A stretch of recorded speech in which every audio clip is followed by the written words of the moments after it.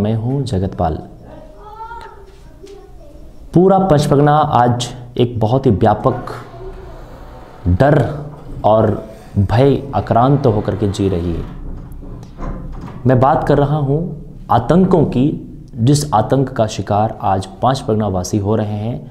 और आप सभी को विदित है कि पिछले लगातार लंबे समय से हाथियों का आतंक पूरे पंचपरगना क्षेत्र में व्यापकता से फैल रहा है। कोरोना काल के दौरान जिस प्रकार की स्थितियां पैदा हुई, एक तो पहली चीज़ कोरोना की वजह से लोगों का व्यापार कम पड़ गया, लोगों का काम धंधा कम पड़ गया। उसके ऊपर से हाथियों का आतंक। कुछ लोगों ने इस कोरोना काल के दौरान निश्चित रूप से खेती बाड़ी किया, लेकिन इसी बीच में आपको कुछ दिन पहले मीडिया के माध्यम से ये जानकारी प्राप्त हो रही है, कहीं ना कहीं आप ये देख रहे हैं कि हाथियों का आतंक की वजह से आज लोग परेशान हैं, त्रस्त हैं। किसानों को दोहरी मार झेलनी पड़ रही है। किसानों के द्वारा उगाए जा रहे फसल तबाह किए जा रहे हैं। हाथियों ने कई लोगों की ज़िंदगी तक को छीन लिया है। किसान तो अब यहाँ तक, लोग तो अब यहाँ तक कह रहे हैं कि मुआवजा मिलने का क्या फ़ायदा। उनका इच्छा है कि कहीं ना कहीं ज़िंदगी से ये भय ही ख़त्म हो जाए, ये हाथियों का यहाँ का जिस प्रकार की स्थितियाँ बनी है वो ही यहाँ से चले जाए। लेकिन इस दौरान जिस प्रकार की मीडियाओं के माध्यम से, अखबारों के माध्यम से, खबरों के माध्यम से ये लगातार दिखाया जा रहा है, बतलाया जा रहा है कि हाथियों के आतंकों की वजह से लोग आज भयाक्रांत हैं। रात की तो बात एक है, लेकिन लोग दिन में भी डरे और सहमे रहते हैं। आए दिन अखबारों के माध्यम से, आए दिन खबरों के अंदर में ये जानकारी मिलती है कि किसी ऐसी जगह में किसी बच्चे का हाथी ने जान से मार दिया, किसी व्यक्ति को हाथी ने जान से मार दिया, फसल को बर्बाद कर दिया। ऐसी कई चीज़ें आज हम डिजिटल प्लेटफॉर्म के माध्यम से हमें जानकारी प्राप्त हो रही है। लेकिन बहुत तमाम चीज़ों के होने के बावजूद भी जो समाज के चिंतक हैं, समाज के बुद्धिजीवी वर्ग हैं, या फिर ये कह सकते हैं कि जो समाज के प्रतिनिधि हैं, जो कहीं ना कहीं एक जिम्मेदार पद के ऊपर में है, जो जिम्मेदारी का उम्मीद लोग करते हैं कि ये ऐसे लोग जो आज समाज की अगुवाई करते हैं, समस्याओं का समाधान करने के लिए वो आगे आएंगे, लेकिन किसी न किसी प्रकार का कोई स्टेटमेंट, किसी न किसी प्रकार का कोई ऐसा वक्तव्य आता हुआ नज़र नहीं आ रहा है।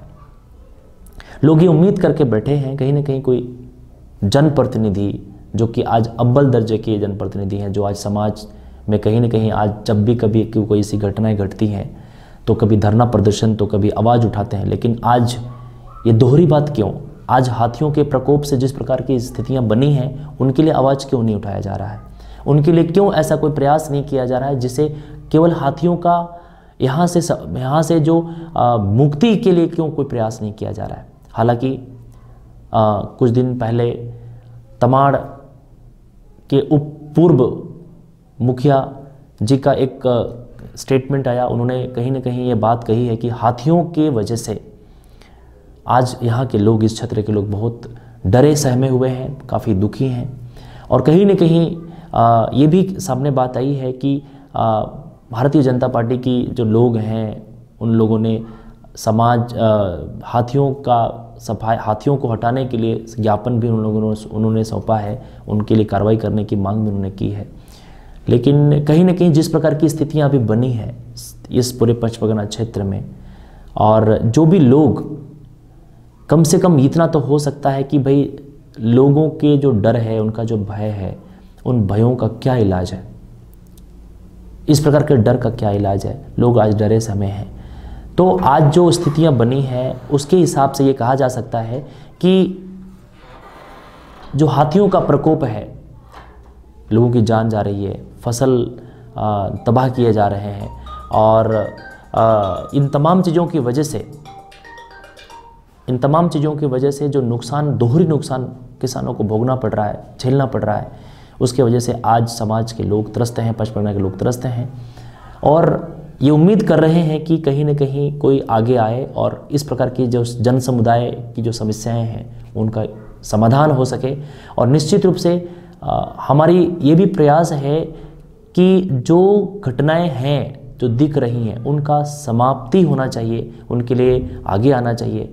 और निश्चित रूप से अगर इस प्रकार के कदम उठाए जाएं तो जो डर और भय की ज़िंदगी जो लोग क्षेत्र में जी रहे हैं वो कम से कम हो जाए और लोग निश्चिंत होकर के जीवन यापन कर सकें। क्योंकि आज लोग घर के अंदर भी डरे हुए हैं और घर के बाहर भी डरे हुए हैं। कभी भी किसी भी वक्त कभी भी कोई भी घटना घट सकती है। हाथियों का आतंक कभी भी किसी भी क्षेत्र में आ सकती हैं और एक एक नहीं, लगभग 20 से ऊपर का झुंड जब गुजरता है तो डर और एक प्रकार का कह सकते हैं कि भय का जो माहौल बन जाता है।